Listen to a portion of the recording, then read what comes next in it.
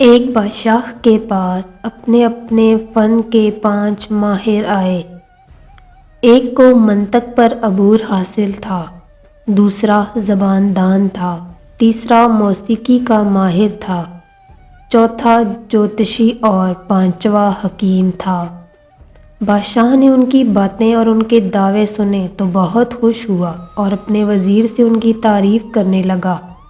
بادشاہ نے انہیں انعام دینے کا ارادہ کیا تو وزیر مسکرایا اور کہا، بادشاہ سلامت، آپ انہیں جو انعام دے رہے ہیں یہ اس کے مستحق ہیں بھی یا نہیں؟ دیکھنا چاہیے کہ اس دنیائے عمل میں ان کی کیا حیثیت ہے۔ بادشاہ نے کہا، اس کا اندازہ کیسے ہوگا؟ وزیر نے جواب دیا، یہ 5 افراد ہیں، بہت کچھ کر سکتے ہیں۔ ان سے کہا جائے کہ اپنے لیے آج دوپہر کا کھانا یہ خود پکائیں، چھوٹا سا کام ہے، یہ اگر کوئی صلاحیت رکھتے ہیں تو ضرور کر دکھائیں گے۔ بادشاہ نے اس مقصد کے لیے ایک مکان ان کے حوالے کر دیا اور ایک ملازم یہ دیکھنے کے لیے وہاں رکھا کہ یہ کیا طریقہ اختیار کرتے ہیں۔ انہوں نے سبزی پلاؤ بنانے کا فیصلہ کیا۔ منطق میں ماہر شخص بازار سے گھی لانے کے لیے روانہ ہوئے۔ وہ گھی لے کر آ رہے تھے اور مسلسل سوچ رہے تھے کہ اس برتن نے گھی کو پکڑ رکھا ہے یا گھی نے برتن کو پکڑ رکھا ہے۔ جب بات سمجھ میں نہ آئی تو انہوں نے برتن کو الٹ پلٹ کر دیکھنا چاہا، اس دوران سارا گھی گر پڑا۔ اب انہیں معلوم ہوا کہ برتن نے ہی گھی کو پکڑ رکھا تھا۔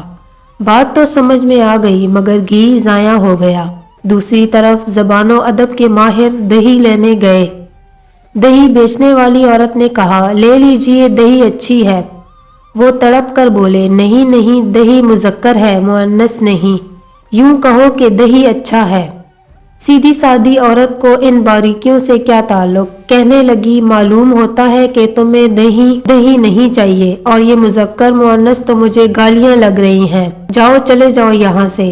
وہ بغیر دہی لیے واپس روانہ ہو گئے۔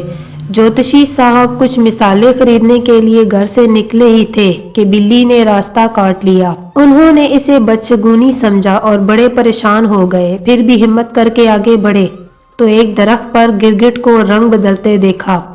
اب تو بدشگونی کی انتہا ہو گئی۔ وہ بغیر کچھ خریدے واپس گھر آ گئے۔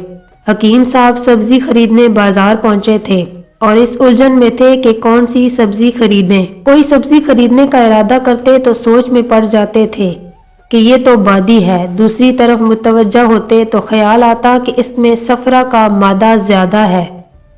بعض سبزیاں بلغمی مزاج کے لیے ٹھیک نہ پائیں۔ آخر جب فیصلہ نہ کر پائے تو خالی ہاتھ گھر آ گئے۔ یہاں موسیقی کے ماہر صاحب چاول پکا رہے تھے۔ ہنڈیا ابلنے لگی تو اس میں سے کھت کھت کی آوازیں آنے لگیں۔ انہیں کسی سر تال کے بغیر اس آواز پر بہت غصہ آیا۔ سر درست کرنے کے لیے ہاتھ نچایا، ہاتھ چاول کی دیگچی پر پڑا، وہ دور جا پڑی اور سارے چاول ضائع ہو گئے۔ دوپہر گزر گئی اور سب بھوکے رہے۔ سارا قصہ بادشاہ کے سامنے پیش ہوا تو وہ حیران رہ گیا۔ کچھ دیر سوچنے کے بعد بادشاہ نے کہا، سچ ہے جو علم فائدہ نہ پہنچائے وہ بیکار ہے۔ صرف وہی علم ہی مفید اور قابل تحسین ہے جس سے لوگوں کا فائدہ ہو اور مشکل وقت میں کام آ سکے۔